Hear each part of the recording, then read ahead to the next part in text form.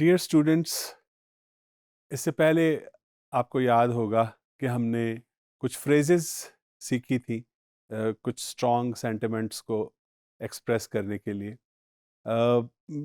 Strong कुछ strong emotions या feelings जब हमको एक्सप्रेस करना हो तो हम न सिर्फ ये कि फ्रेजेस का इस्तेमाल करते हैं, हम सेंटेंसेस भी पूरा पूरा एक सेंटेंस जिसमें सब्जेक्ट प्रेडिकेट की कम्बिनेशन होती है वो यूज़ करते हैं।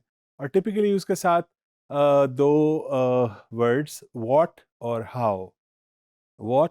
हाउ हम यूज़ करते हैं in order to show how excited we are. और इसको जब लिखा जाता है, when we write down such an exclamatory sentence, we need to put an exclamation mark. An exclamation mark क्या होता है? आपने देखा होगा, एक लाइन होती है, उसके नीचे एक छोटा सा dot, that is known as an exclamation mark.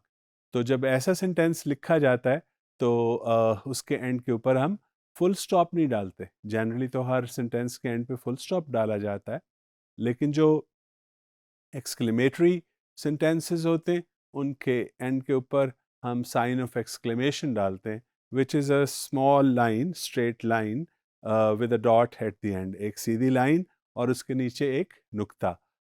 तो ये हम डालते हैं। मसलन आप कहें what a beautiful sight. Excitement में किसी चीज़ एक्सक्लेम करते हैं आप किसी खूबसूरत मंज़र को देख के, तो आप क्या कहते हैं? ये कह सकते हैं, कहते हैं व्हाट अ ब्यूटीफुल साइट। तो when you right it down, आपको एंड के ऊपर क्या लिखना होता है, क्या डालना होता है? Exclamation mark. You are right. अच्छा, ये जो एक्सक्लेमेटरी सेंटेंसेस हैं, इनको ना सिर्फ यानी इस तरह पूरे पूरे सेंटेंसेस बोल सकते हैं, इनके साथ हम इंटरजेक्शंस को भी ऐड कर सकते हैं, या जब नेचुरल स्पीच में अकर करते हैं तो इनके साथ इंटरजेक्शंस भी होती हैं। इंटरजेक्शंस क्या हैं? वो साउंड्स या वो छोटे छोटे अल्फाज जो हम इसी तरह जब हैरान हों या चौंक जाएं या बहुत एक्साइटेड हों, स्ट्रॉन्ग फीलिंग्स के लिए हम यूज़ करते हैं। मसलन आप बहुत ज़्यादा आजकल एक लफ्ज़ यूज़ होता है वाओ, हैरानी के लिए हम यूज़ करते हैं ना वाओ।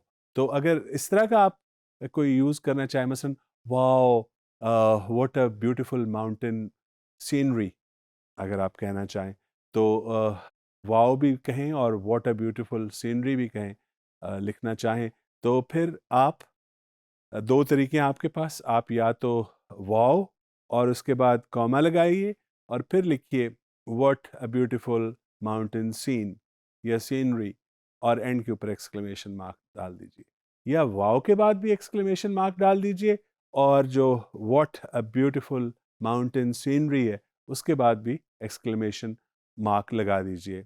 और मसलन कुछ चीज़ पसंद ना आए तो हम कह देते हैं गॉश, गॉश।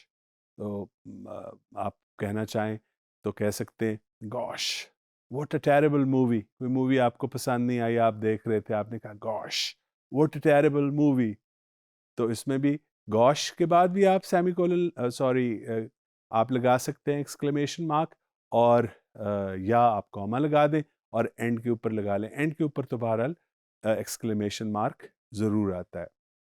डियर स्टूडेंट्स, एक्सक्लेमेशंस जैसे मैंने कहा कि हम अक्सर एक्सक्लेमेशन अपनी स्पीच के अंदर हम एक्सक्लेम करते हैं, तो कुछ प्रैक्टिस कर लेते हैं। और इस प्रैक्टिस के अंदर मैं जो अभी आपको प्रैक्टिस करवाने लगा हूँ, इसके अंदर हमारे पास कोई इस तरह के सेंटेंसेस में आपके सामने नहीं आएंगे, बल्कि एक स्टेटमेंट आएगी। आपको उसको पढ़ के खुद से बनाना है। एक ट्राई करेंगे ज़रूर आप कि आप एक सेंटेंस बनाएं और उसमें उस फीलिंग का जो कि आपको बताई जाएगी, जो आपके सामने स्क्रीन पे आएगी, उसको देख के आपने उसके मुताबिक बनाना है। और थोड़ा सा आपको टाइम मिलेगा, उसमें आप बनाइएगा, और कुछ ही सेकंड्स के बाद फिर मैं आपको उसकी एग्जांपल के तौर पे एक एक्सक्लेमेटरी सेंटेंस बोल दूंगा।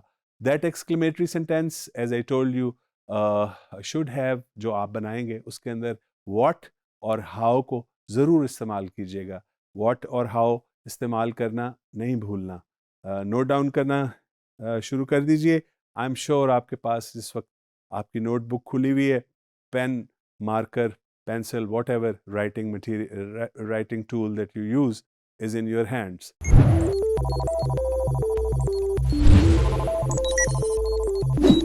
चलिए देखते हैं मुख्तलिफ सिचुएशंस जिनमें आपको एक्सक्लेमेटरी सेंटेंसेस लिखना है।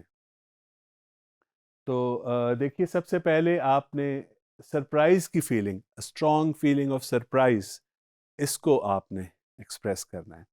अब सरप्राइज आप कोई दोस्त है, मसलन मैं आपको क्लू दे देता हूँ, कोई दोस्त है आपके लिए एक खूबसूरत फूलों का गुलदस्ता लेके आता है, तो आप हैरान हो जाते हैं देख के, खुश तो होते ही हैं लेकिन हैरान भी होते हैं, तो क्या कहेंगे आप? ट्राई कीजिए, व्हाट या हाउ के साथ। यस, यू मे से व्हाट अ ब्यूटीफुल बुके, या आप कह सकते हैं how lovely are the flowers, कितने खूबसूरत फूल हैं। तो ये आप जब आपने strong feeling of surprise show करनी हो तो यूज़ कर सकते हैं।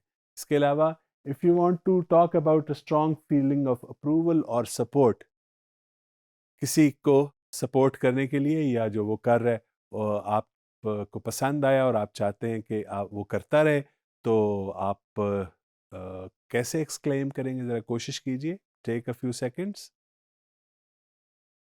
Yes, you can use what and how and say, how nice of you to have done this. What a good way to do it. These are a few things, exclamations that you may use. फिर अगर आपने you have to express a strong feeling of happiness, खुशी show करने के लिए, तो आप क्या कह सकते हैं? What a good feeling uh, this incident has created. Yeah, what a lovely feeling out of this performance. You are happy at some performance. You can say that. फिर इसके अलावा मज़ीद भी हम देख लेते हैं कुछ एक्सक्लेमेशंस जो आप यूज़ कर सकते हैं। किसी, हाँ, अभी पिछले दिनों मैचेस वगैरह हो रहे थे, आपने देखे होंगे, तो उसमें बड़ी एक्साइटमेंट हुई मैच जीतने पे किसी के टीम के, तो आप क्या कह सकते हैं विक्ट्री के ऊपर? You are fascinated to see some team winning. आप कह सकते हैं wow, what a wonderful victory, ठीक है, या what a remarkable win. You can use these exclamations. Then if you want to show some strong feeling of excitement and pleasure, खुशी, मज़ा आ गया किसी चीज़ को, खाना आपने खाया है, तो आप कह सकते हैं वाओ, या आप कह सकते हैं कुछ और वाओ तो जैसे मैंने कहा इंटरजेक्शन है, ना यूज़ करें, आप कहें व्हाट अ टेस्टी फूड।